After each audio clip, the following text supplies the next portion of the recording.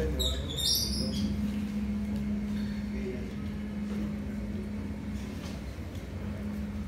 a la hora todavía? Bueno, buenas tardes con todos. El día de hoy vamos a continuar con las glomerulopatías. Ayer hicimos las glomerulopatías no proliferativas. Las que vamos a ver hoy día son las proliferativas. Siempre este esquema recordando para ver el tipo de células, ¿no? Tenemos la cápsula de Bowman, que es un glomérulo, es el polo urinario, este espacio de Bowman es donde va justamente la orina, la sangre está en los capilares y esta célula de color celeste, citoplasma, debería ser un esquema, ¿no? de endotelio, y el mesangium está aquí. Entonces ahora vamos a ver cómo en estas glomerulopatías lo que ocurre es justo digamos un aumento de las células que normalmente digamos existen en un glomérulo, ¿no? Ya sea la estirpe mesangial, endocapilar, etc. Iremos viendo conforme vayamos viendo cada caso. En primer lugar, la nefropatía por IgA, ¿no? Es descrita en el año 1968, Berger, se le llama también enfermedad de Berger, ¿no? Es en el mundo la más frecuente, no así en los países de desarrollo, como ya dijimos, predomina otra casuística y esta quizás está más relegada, ¿no? En cuanto a cantidad de que encontremos IgA. Suele haber depósitos aparte de IgA, IgG, MC3, pero de menor intensidad. Lo que más predomina va a ser la inmunoglobulina. Bien, en la histología, ¿qué vamos a tener? Vamos a tener una proliferación focal o difusa, o sea, puede ser no todos los glomérulos o gran parte, más del 50%. ¿Qué se observa? Vamos a observar expansión segmentaria e hipercelularidad de la matriz mesangial. Justo las células rosadas que lo que vimos, entonces ahí proliferan, hay hipercelularidad, ¿no? Y con expansión segmentaria. Puede haber formas agresivas, y ahora vamos a ver la última parte, rápidamente progresivas, donde en el espacio de Bowman, que es el espacio urinario, se comienza a formar un acúmulo de células que al final se hace fibrosis y terminan ahogando a un glomérulo. El diagnóstico se hace con inmunofluorescencia y que se detecta en el mesangio inmunoglobulina A. Pueden haber niveles elevados de inmunoglobulina sérica, pero no en todos los casos, y el complemento puede estar normal. Hay una clasificación que se ha hecho y se habla de que son casos ya sea con hipercelularidad mesangial y endocapilar, otros que hay más esclerosis segmentaria y fibrosis atrofia tubular, definiendo un score de gravedad de progresión. Conforme hay más daño, los scores serán mayor y el compromiso del glomérulo mayor y posibilidad de RC5 más rápido. Este es un glomérulo, ya ven aquí como que las células son en mayor cantidad y va agrupándose como un penacho. Y claro, la inmunofluorescencia en estos casos detectó a nivel de mesangio positividad para IgA. Un poquito más de detalle igual, hipercelularidad mesangial.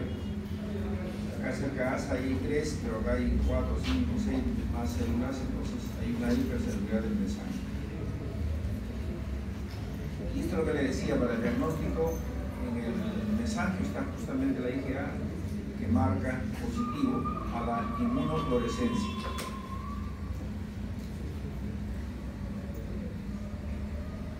¿Cómo es su clínica? Generalmente, muchas veces lo único que tenemos es una hematuria, una microhematuria. Muchas veces con algún problema digamos, intercurrente, infeccioso, gripal, simplemente se puede hacer macroscópico, ¿no? Entonces, esto hay que tener en cuenta, y en el tiempo, pues la función renal muchas veces permanece normal, ¿no? Entonces, en otro porcentaje de 30-40% la hematuria no solo es microscópica, sino además se suma hipertensión arterial. Entonces, en el resto tenemos que, menos mal en bajo porcentaje, síndrome nefrótico o una nefritis crónica con hematuria, proteinuria e insuficiencia renal, ¿no? En un 5% su presentación es la hipertensión arterial maligna. Y en cuanto al porcentaje de 20 a 30%, va a desarrollar insuficiencia renal terminal, o sea, estadio 5, a los 20 años. La verdad, tenemos pocos pacientes con diagnóstico de IgA y más pocos aún que están en diálisis por culpa de una IgA. Yo creo que tengo una sola paciente ahí, pero lo que pasa quizás cuando tenemos un paciente que tiene una microhematuria y no se ha alterado la función renal, la proteinuria está normal, de repente decimos vamos a observarla y no hacemos la biopsia. En cambio, en otros sitios, mi hematuria microscópica la siguen un poco y de inmediato hacen la biopsia, y lo único que va a encontrar es IgA, positividad, inmunofluorescencia, etc. ¿Cuándo hay mal pronóstico en la IgA? Cuando hay hipertensión, hay enfermedad renal crónica, la proteinuria es persistente en el sexo masculino y cuando se presenta en edad avanzada, ¿no? Ya si hay en la biopsia semilunas, también el pronóstico es malo. Tratamientos. La verdad es que no se ha definido ningún tratamiento, no hay algo que diga se trata de dar si hay hipertensión, IECA, ARA2, ¿no? Igualmente para la proteinuria, recomiendan omega, la verdad no es nada, no hay estudios que digan esto sí es positivo para un tratamiento adecuado. La prednisona, si la IgA cursa con no muchas molestias, tampoco se ha demostrado que sea efectiva, no hace desaparecer a la enfermedad, esta sigue.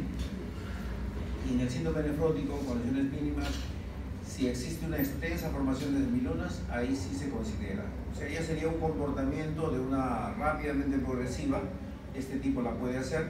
Entonces ahí tenemos que ya usar pulso de metilprednisolona, seguido de pulso de ciclofosfamida, que pueden ser mensuales, como digamos una enfermedad agresiva, compromete función renal. Incluso vamos a ver que en algunos casos se plantea hasta la plasmaféresis cuando hay este tipo de agresión. Entonces, eso en cuanto a la IgA. Aquí hemos puesto glomerulonefritis postestreptocócica porque es la más frecuente, pero en realidad debería llamarse postinfecciosa, porque no solo es el estreptococo el que causa esta patología, es que se ha visto que acá se elevan streptolicinazo, etcétera, pero hay otros casos donde tampoco se elevan estas enzimas, pero sí la clínica es compatible con un cuadro de una glomerulonefritis postinfecciosa. Entonces ya hemos visto ahí un montón de gérmenes, bacterias que podrían, digamos, estar asociados a este cuadro clínico. Este es un cuadro clínico que generalmente afecta a niños, pero se ha visto también en personas mayores. Ese prototipo asociado a infección, ¿no? Podría ser un efecto tóxico directo de una proteína estreptocócica o de otro germen, o simplemente hay una mediación por inmunocomplejos, ¿no? El espectro de genes infecciosos, como les decía, es tremendo, hay bacterias, hay un montón de gérmenes que podrían ser causantes. El cuadro histológico es este, ¿no? Hay una gran proliferación endocapilar, hay un intersticio que está bastante, digamos, marcado, una proliferación celular. Entonces es un cuadro agresivo. Esta es la forma media apelotonada, como si fueran racimos que se ocurren, y ya vamos a ver cómo es la clínica, ¿no?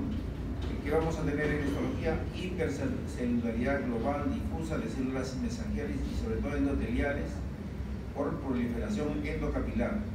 Pueden haber neutrófilos y por inmunofluorescencia un patrón de tensión glandular gruesa para C3 en la pared capilar.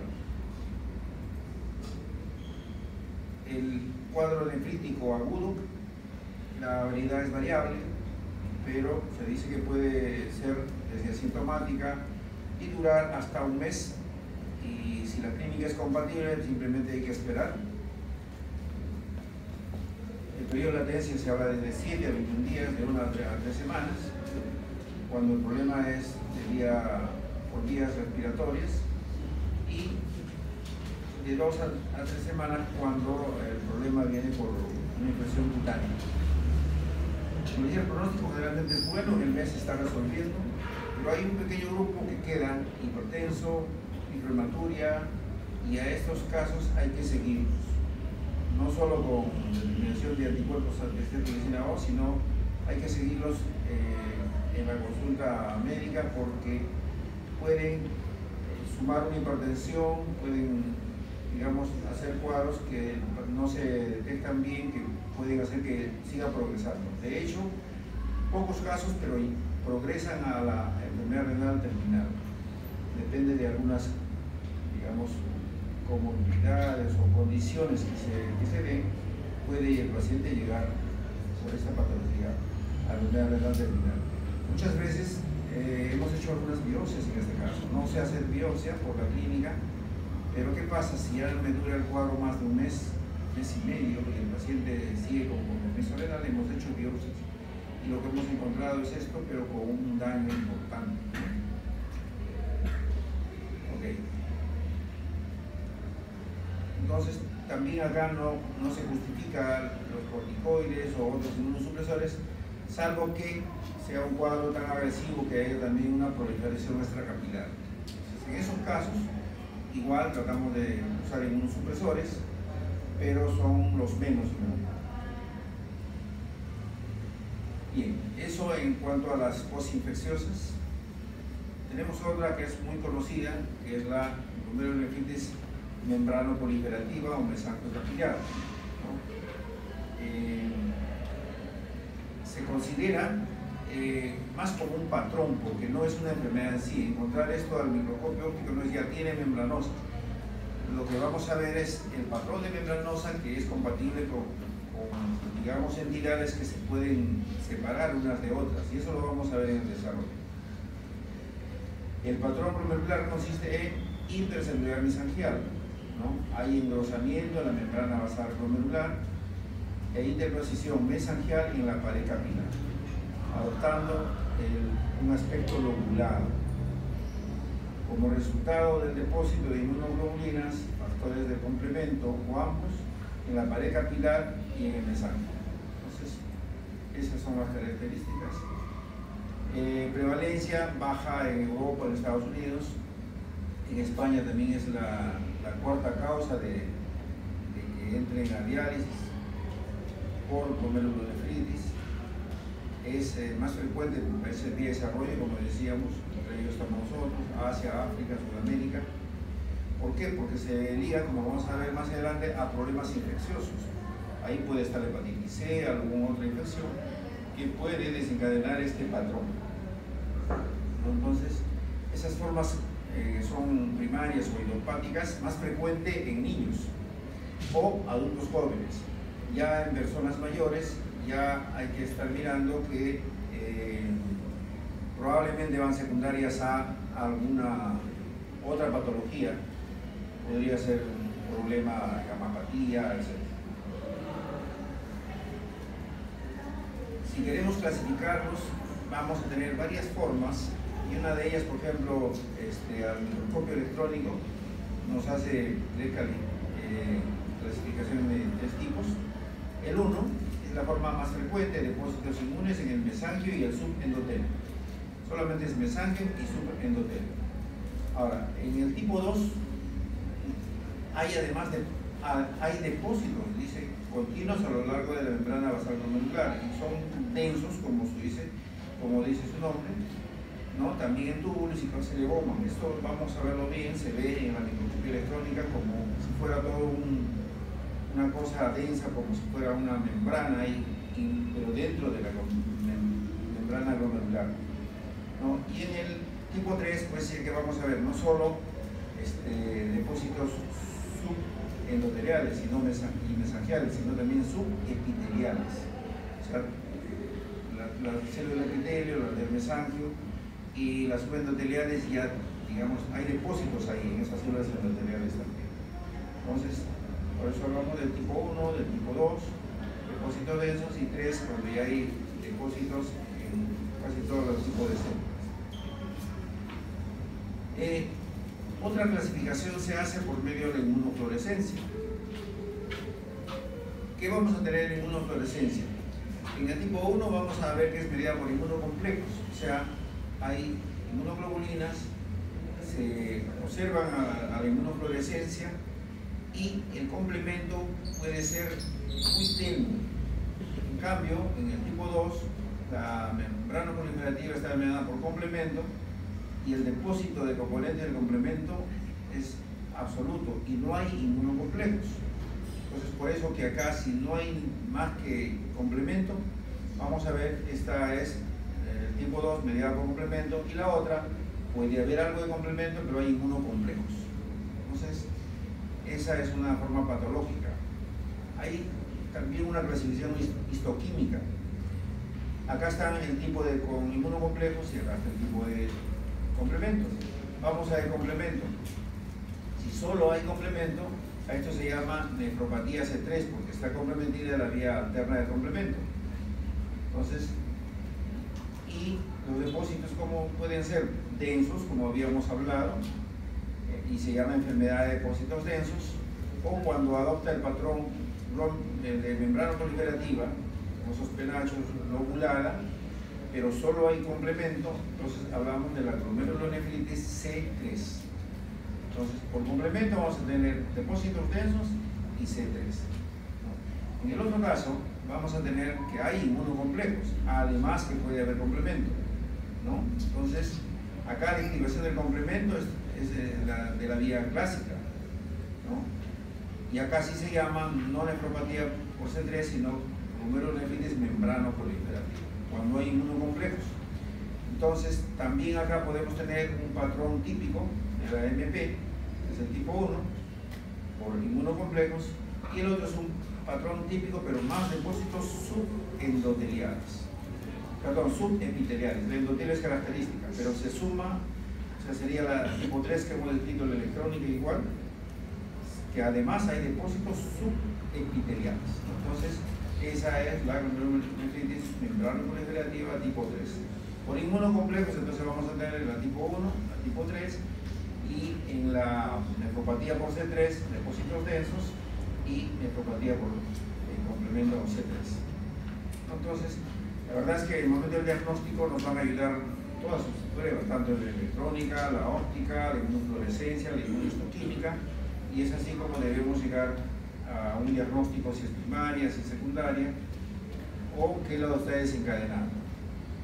Bien, en la membrana proliferativa mediada por inmunocomplejos, vamos justo en la segunda parte del último cuadro que vimos, nos ofrece datos sobre la posible etiología, ¿no? Uno, asociada a gammapatía monoclonal, ¿no? Y muestra cadenas ligeras, lambda, kappa.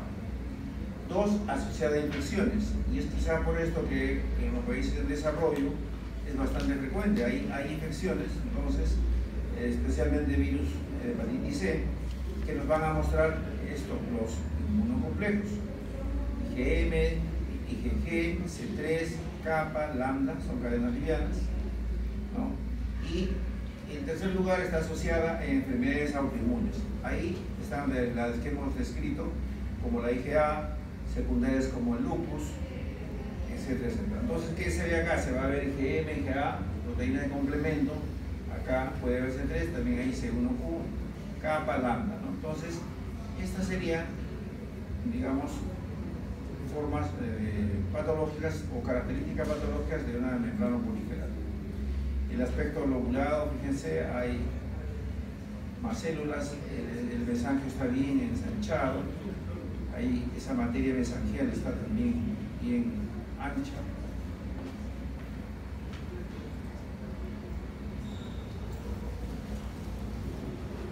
El otro caso es la mediada solamente por complemento, acá no hay inmunocomplejos. Entonces, los depósitos de C3, o sea, de la vía alterna de complemento, en el mesangio y en la pared capilar, ausencia de inmunoglobulinas. Entonces, aquí se ha determinado, y de acuerdo al cuadro clínico que han presentado, se ve que estas virus pues, específicamente dan positividad en inmunofluorescencia a C3, ¿no? Más o menos, y la parte anatómica corresponde también a esto, respecto igual, lobulado, proliferación, ¿no?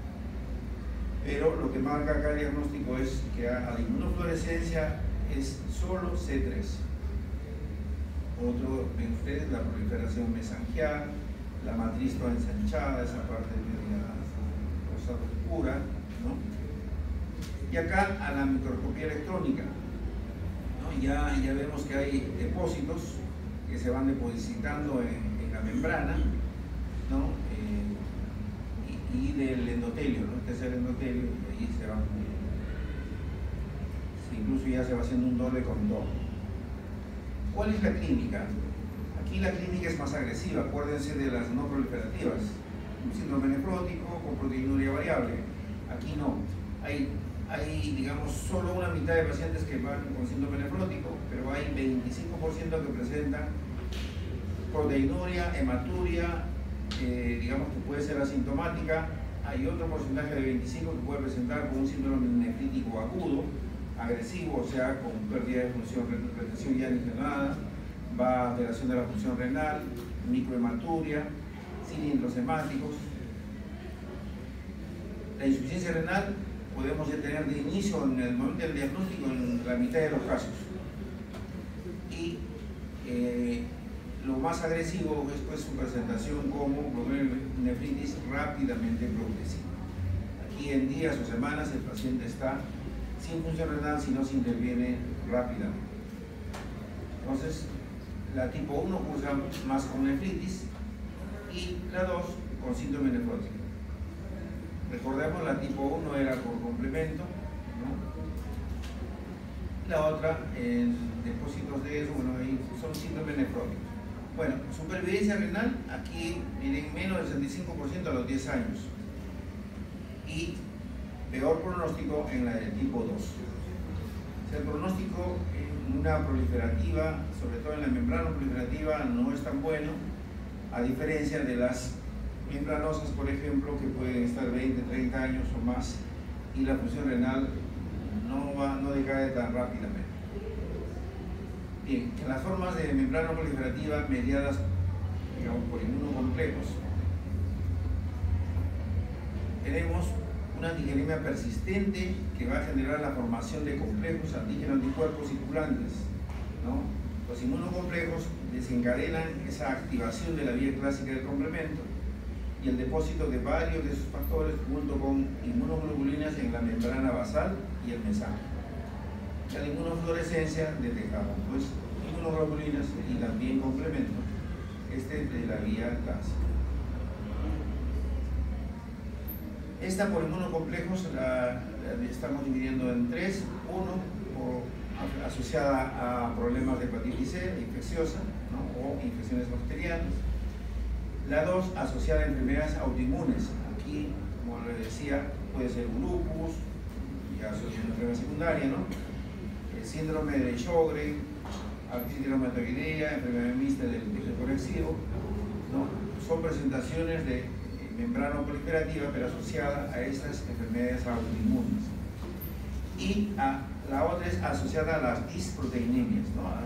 Podemos encontrar gamopatías monoclonales, cadenas pesadas, cadenas ligeras. Entonces, acá lo que hay es un compromiso en médula ósea, las células plasmáticas nos están produciendo una globulina, digamos, que va a ser la que va a dañar a nuestro virus. En cuanto a la mediada por complemento, ¿qué hay? Lo que hay es una disregulación de esa activación del complemento. Se produce por depósito de complemento en el mesangio y a lo largo de la pared capilar, ¿no? La inmunofluorescencia nos va a dar C3, ¿no? Como habíamos dicho, esto se llama retinopatía por C3 o depósitos densos y C3, ¿no? En ambos tipos hay mutaciones genéticas, o sea, acá ¿por qué se activa el complemento? O ha mutado o hay algún anticuerpo contra algún componente del complemento o frente a ellos, y es que se desregula esta vía y por eso tenemos la membrana polisacarídea por complemento. Se ha encontrado que hay anomalías adquiridas, no solamente son que ya están las anomalías, sino se adquieren, ¿no? Hay mutaciones en la vía alterna del complemento y de ahí esas cosas, algunas se adquieren. Estas patologías se van presentando ya en época tardía de la vida, ¿no? Lo que nos dice que pueden intervenir otros factores, incluso ambientales, que podrían estar jugando un rol. El pronóstico de las nucleopatías C3 no es bueno, en gran parte, 41% progresan a enfermedad de 5 a los 10 años. O sea, función renal terminal en 5 a 10 años, una proliferativa agresiva y en este caso es mediada por complemento. Y tanto el depósito denso como las C3 subdivisiones del complemento varían, o sea, se presentan igual de agresivas, ¿no? Entonces, estas son algunas alteraciones genéticas, el complemento C3, estas son algunas adquiridas, ¿no? Se adquieren autoanticuerpos contra estos factores que van a hacer que se active la vía alterna del complemento.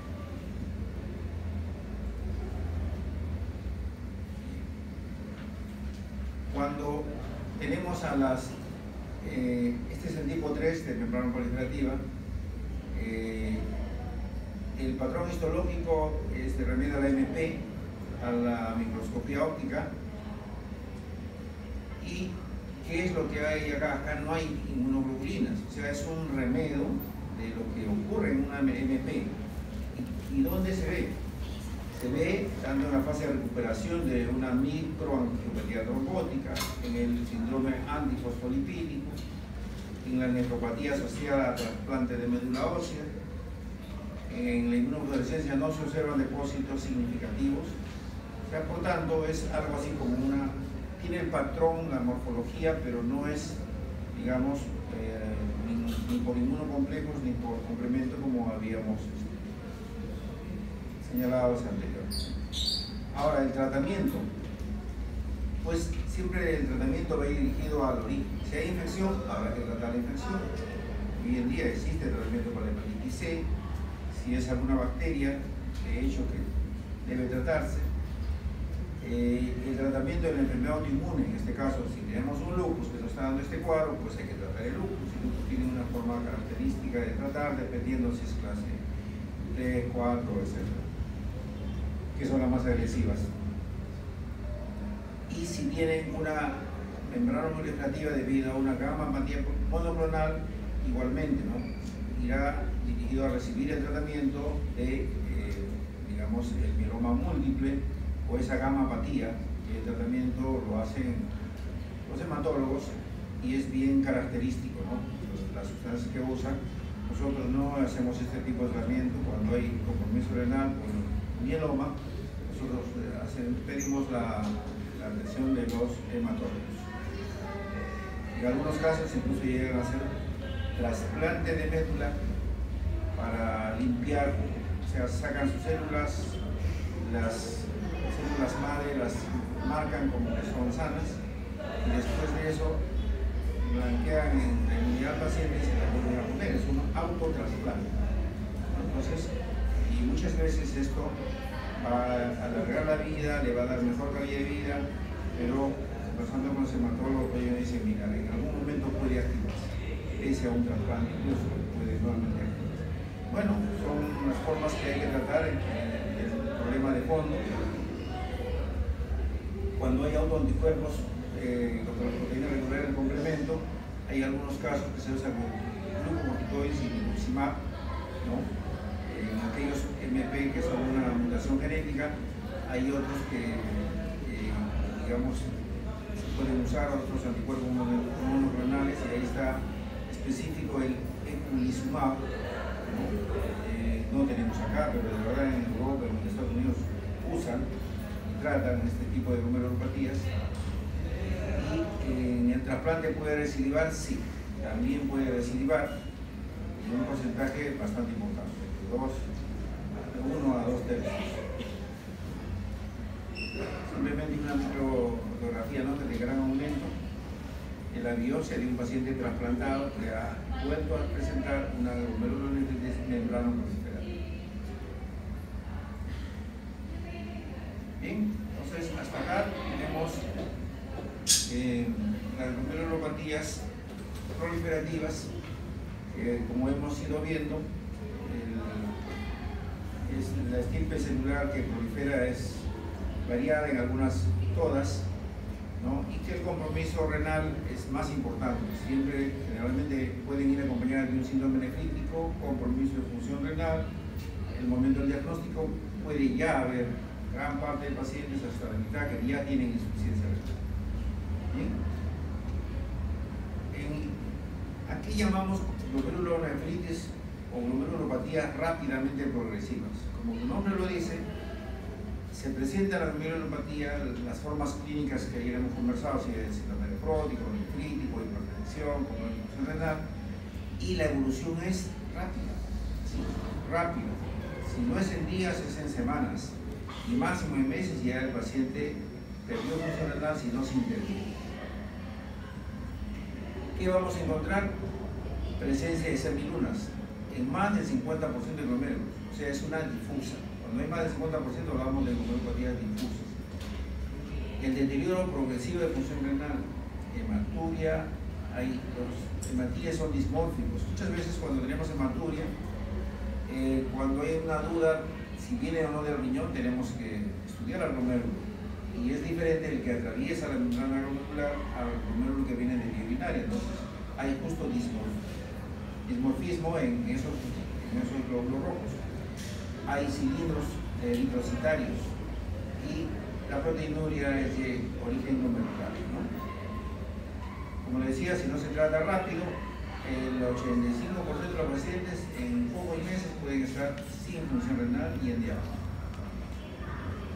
Acá la proliferación extracapilar ocurre porque hay una ruptura de la membrana basal glomerular, de las asas capilares, va fibrina al espacio de Bowman, que hemos visto, donde se produce la orina, y ahí es el estímulo para que se produzcan semilunas, ¿no?, epiteliales. En su inicio son células, son varias capas de células, es una semiluna epitelial, que si no recibe pronto tratamiento, pues lo que vamos a tener después es varias capas, pero ya de fibrosis, ya hasta las células ya no están. ¿Eso qué es? Un problema ya crónico, ¿no? Probablemente ya está en etapa avanzada de la enfermedad renal.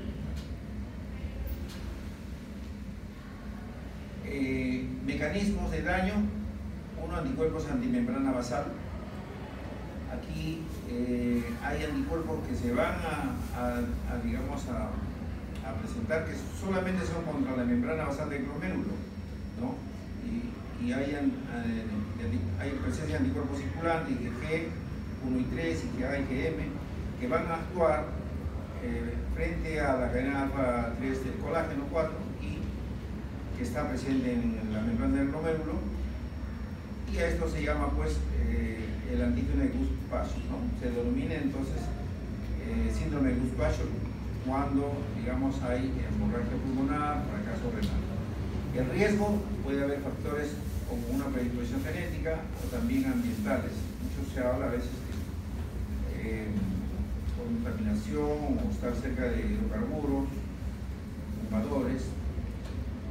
Bien, cuando tipo 2, mediada por inmunocomplejos, puede desarrollarse como parte de varias enfermedades autoinmunes, ¿no? Las que estamos viendo, lupus por excelencia, pero ahí se van a presentar también la IgA, ¿no? La posinfecciosa, o sea, puede ser, como les decía, pocos casos de la posinfecciosa pueden llegar, pero pueden hacer esta presentación. Tanto el lupus, la IgA, pueden llegar a dar un cuadro de membrana proliferativa, ¿no? O crioglobulinemia, lupus comedorígenos, tumores también, hipertensión arterial maligna, pueden llegar a presentar esta forma rápidamente progresiva y mediana por inmunocomplejos. Un tipo 3 no hay complejos. Acá lo que vamos a ver es que hay anticuerpos anticitoplasma del neutrófilo. O sea, no son inmunocomplejos, sino esos anticuerpos, ¿no? Que igual va a haber una glomerulonefritis necrotizante y muchas veces podría estar solamente a nivel renal. Hemos visto pocos casos porque la vasculitis generalmente es una enfermedad sistémica, pero a veces está mucho más precisada en el riñón, localizada en el riñón, aunque vamos a ver varios órganos pueden afectarse por este tipo de patología. En estos casos, susceptibilidad genética, factores medioambientales, falta de exposición a la ultravioleta, déficit de vitamina D, contacto con metales pesados y ciertas infecciones virales, bacterianas o vacunaciones. El tipo 3, inmunoglobulinas o pausinmune, que es la que estamos hablando, ANCA positivos, ¿no? Puede ser PR3, MPO, y cuando se van negativizando con el tratamiento nos puede hablar de un mejor pronóstico, ¿no? Pero también pueden aparecer el ANCA en otras patologías que no necesariamente es vasculitis. Seguimos con esto de este tipo 3 de vasculitis. Si yo encuentro un ANCA, pues me está diciendo en el 99% de casos que esto es una vasculitis, ¿no?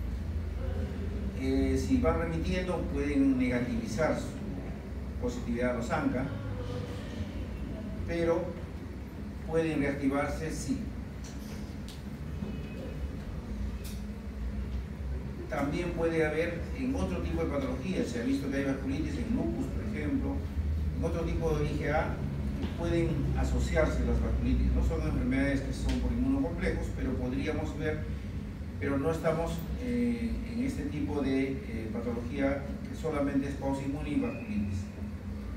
Bien, generalmente se presenta en mayores de 65 años y en forma más agresiva, generalmente a la poliangitis microscópica, ¿no? Y esta de vasculitis realmente es en la 5ª a 7ª década de vida y en varones donde más se ve. Como les decía, el daño es rápido, días, semanas, y ¿cómo empieza? Aparentemente con un cuadro gripal. Aparentemente el paciente está con un malestar general, no hay otra clínica, hay mialgias, en algunos casos hemos tenido una neuropatía. Hemos visto un caso justo de un colega, vino solo por una neuropatía. Entonces pueden haber casos donde no hay gran clínica, pero cuando empieza el problema renal es que ahí uno, digamos, se da cuenta de la gravedad de este problema. La proteinuria no es masiva, menos de 3 gramos, ¿no? Pero en la mayoría de casos la presentación es síndrome nefrítico, o sea, hipertensión, compromiso renal, hematuria, oliguria, que puede llegar al edema de pulmón o insuficiencia cardíaca. Puede haber una gran afectación pulmonar, o sea que hay hemoptisis. Puede haber solo compromiso pulmonar y renal. Se asocia más a las eosinofílicas, vasculitis eosinofílicas. Puede haber afección cutánea, púrpura, se ve en los miembros inferiores, también puede haber nódulos subcutáneos, más en la eosinofílica. Puede haber, como les decía, alteración neurológica, mononeuritis múltiple. Gastrointestinal, puede haber dolor, rectorragia, isquemia, un cuadro agudo, isquemia mesentérica, incluso a llegar a la perforación intestinal. Y menos frecuentes ya puede haber también trombosis venosas profundas, pero también adenopatías cervicales y axilares. Menos mal, estos son menos frecuentes, ¿no? Esta otra clínica sí es más frecuente. En la anatomía patológica, ¿qué vamos a encontrar? En la anticuerpos antemembrana basal, pues característico, ¿no? Que se hace por ELISA y el post-eco lo confirma. La biopsia en la que nos va a dar una información cómo está en ese momento la estructura del glomérulo y nos dirá el pronóstico. Si hay gran compromiso, el pronóstico es malo, o si es bastante de agudeza, pues podríamos manejar. Si hay semilunas, ya sean celulares, todavía agudas, también podemos manejarlo. Y el anticuerpo es de una forma lineal, ¿no? Entonces, esa es la característica de la antimembrana basal. Esta es la inmunofluorescencia. Y aquí vean cómo está decolapsado el glomérulo, circunscrito esta parte. Y todo esto son columnas ya de células que están estimuladas por, digamos, la salida, la ruptura del glomérulo. Aquí ya hay estas, lo que llamamos columnas de células que se llaman crecientes o medialunas, ¿no? Que están colapsando al glomérulo. Entonces el compromiso va a ser rápido. Bueno, la anatomía del tipo 2 depende de qué patología sea, hemos visto son sistémicas. Y en las vasculitis, la tipo 3, hay necrosis segmentaria, fibrinoide, acompañada de infiltración leucocitaria y leucocitoplástica. Esta es la que tenemos que tener bastante en cuenta, que son las que nos dan una clínica bien agresiva, ¿no? La necrosis fibrinoide genera lesiones esclerosantes, se pueden asociar a trombosis, emiloides epiteliales, luego fibrosas y la presencia de ANCA positivos, ¿no? Este es un glomérulo que está siendo ahogado, gran, digamos, infiltración intersticial, ¿no? Acá simplemente son esquemas para acá dibujar como una media luna que está comprometiendo, ya son células anormales que, digamos, están creciendo y ahogando al glomérulo, ¿no? Igualmente acá, cada vez crece más, ya al final van a ahogar y van a terminar con una patología ya isquémica del glomérulo. Acá hay una granulomatosis de Wegener, ¿no? Están mostrando ya un gran compromiso. Prácticamente el glomérulo está inscrito acá y todo esto son células ya fibrosas incluso que van presentando, ya ni células se ven. Entonces, estas también llamadas pausimunes, no anticuerpos, sino ANCA positivos, y asociadas pues a las vasculitis sistémicas, sobre todo a las de vaso pequeño. Tratamiento. Aquí es importante que el médico generalmente lo vea al paciente en emergencia, en una interconsulta, o nuestros residentes que están llamados a una interconsulta y ven que hay un paciente que ha tenido un rápido compromiso en función renal. La creatinina de repente se elevó y sigue elevándose, de repente en orina está recontra hipertenso y le hacen un examen de orina y está en hematuria. Entonces, ese paciente debiera ser de inmediatamente biopsiado para ver el grado de compromiso y iniciar un tratamiento. Si es que ya sale un ANCA positivo, pues ni siquiera necesito biopsia. Lo que necesito es un tratamiento inmediato, ¿no? Hay que tener en cuenta que el tratamiento agresivo hay que en algunos casos usar también alguna profilaxis. Si es por antimembrana basal, ¿qué usamos? Prednisona, ciclofosfamida y plasmaferesis. Entonces, ¿qué es la plasmaferesis? Es un recambio de ese plasma del paciente. Le vamos poniendo albúmina, digamos, externa, y le vamos lavando cambiando ese plasma, ¿no? Entonces, esto, pues, está descrito que aquí sí es efectivo y se debe hacer entre 7 y 14 sesiones. La inducción se hace con ciclofosfamida, siempre teniendo en cuenta las infecciones como problemas, digamos, secundarios a esta inmunodepresión. El hemocisticarine siempre nos preocupa, hay que dar el Bactrim, que es el que nos va a hacer la profilaxis, ¿no? La plasmaferesis, la primera puede ser bastante larga, como les decía, hay que usar albúmina, y solo en caso de que haya hemorragia puedes administrar plasma fresco, y si hay gran riesgo de infecciones se usa inmunoglobulinas intravenoso. También tienen su riesgo de darlas, no es así tan fácil, ¿no? En cuanto al tratamiento, si los anticuerpos antimembrana basal en el tipo 1 persiste más de 9 meses, se puede asociar la azatioprina. Generalmente acá no se da mantenimiento, pero se puede asociar si no hay respuesta. Las recaídas recidivas son poco frecuentes y no se recomienda el mantenimiento. Si se presenta de nuevo, simplemente inducción nuevamente. Factores pronósticos, pues, ¿cómo está la creatinina al inicio? Es importante, si ya está comprometida, necesidad de diálisis o no, habrá que darle diálisis. El porcentaje y tipo de semilunas en la biopsia. A propósito, acá, y les voy a contar el caso, ahorita es una paciente que la sigo controlando en consultorio y tuvo la suerte de atenderse, no sé por qué se hizo el primer análisis, algunas molestias muy sutiles, y ella es rehabilitadora, tecnóloga del hospital, y acudió porque tenía una creatinina que estaba en 2.3, algo así. Entonces, pero a ella se la veía totalmente normal, sana, no podíamos pensar que tenía eso. El médico que la recibió dijo: oye, ¿qué te parece? No parece de ella. Hazte uno y mañana vienes. Y el día de mañana tenía más de 3, el día siguiente. Entonces, de inmediato se le cobró todo, salió alta positivo. La paciente se hospitalizó todavía con esa cifra.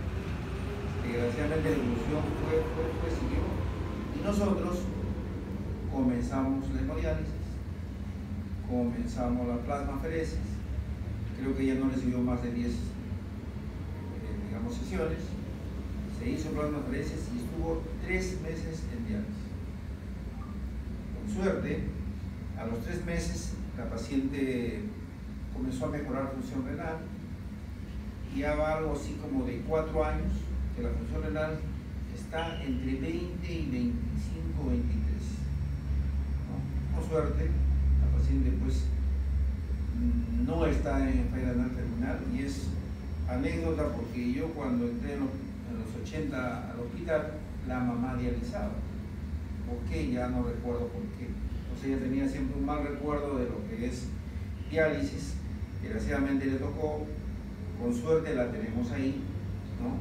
Y si va a decaer más la función renal y nuevamente la posibilidad de diálisis, pues tendremos que planearnos la posibilidad de trasplante.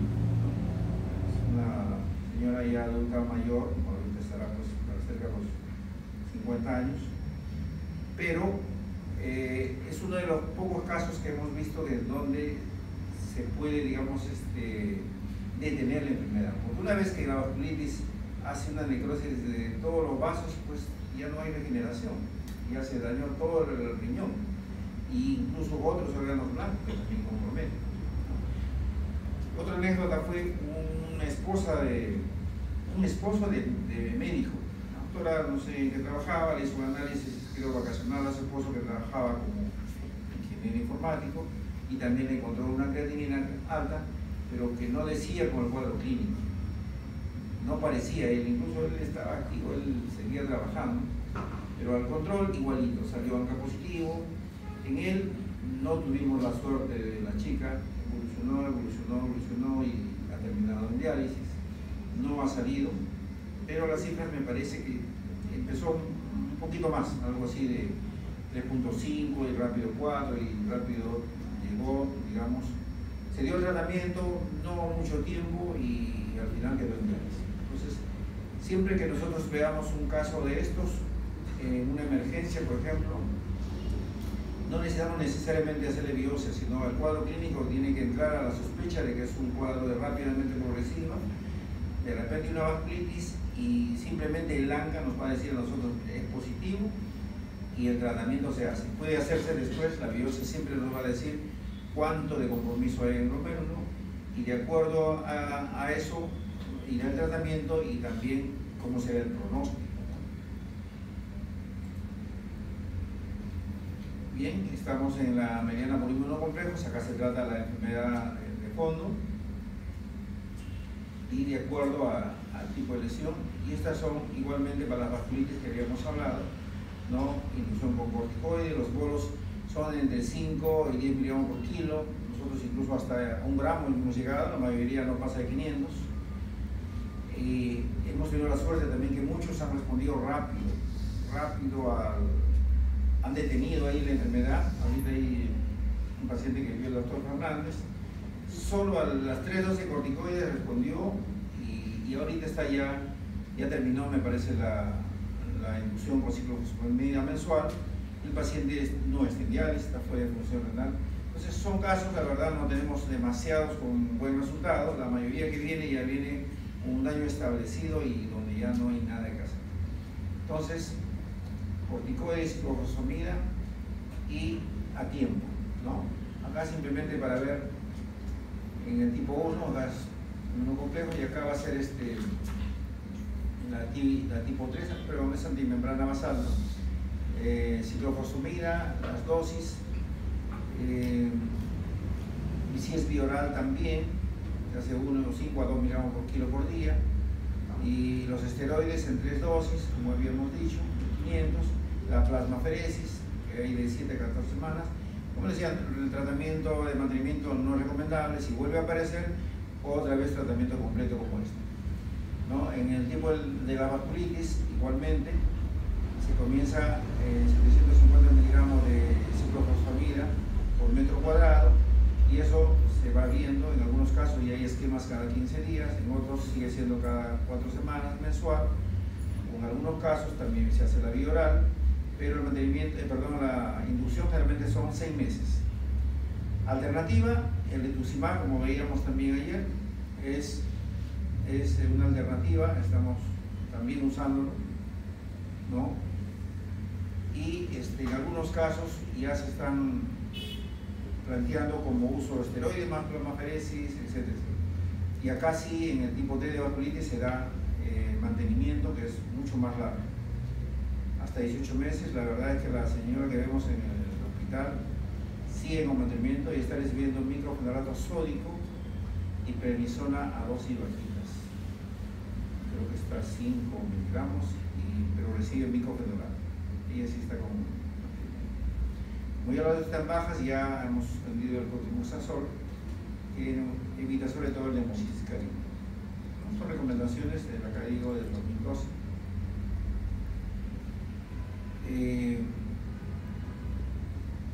Profilaxis en el tratamiento de la rápidamente progresiva de tipo 1, pues hay que hacerlo.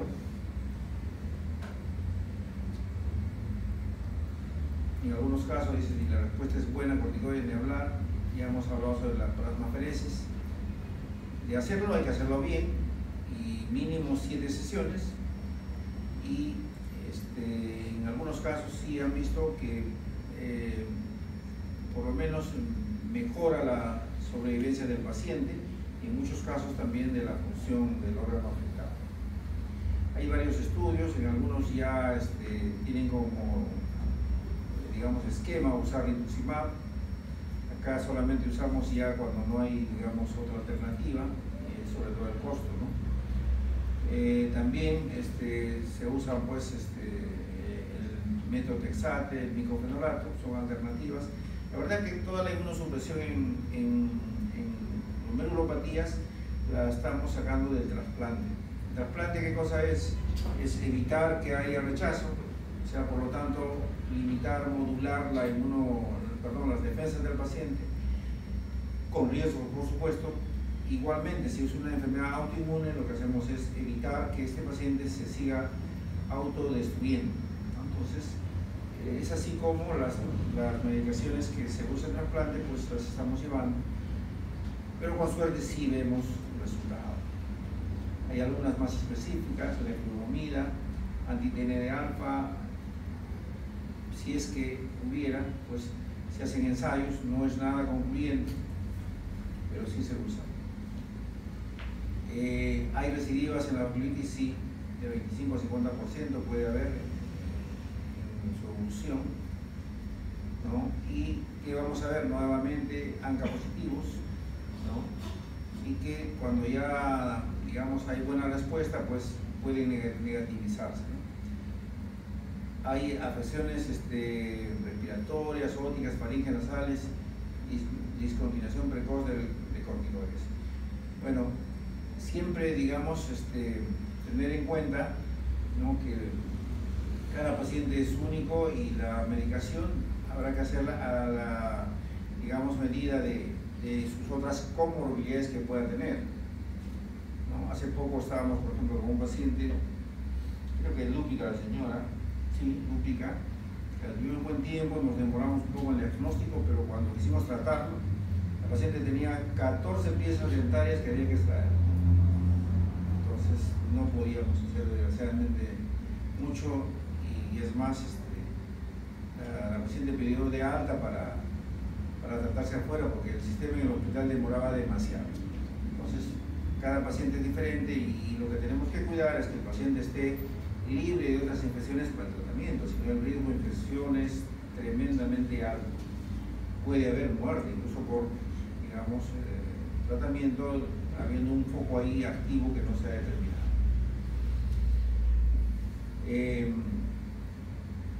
Pueden, como les decía, entrar a la posibilidad de trasplante, sí, pero generalmente buscan que el ANCA esté negativo, siquiera 6 meses, entonces pueden pasar a lista de esperas, que es otra posibilidad de tratamiento que pueden recibir este tipo de pacientes. Muy bien,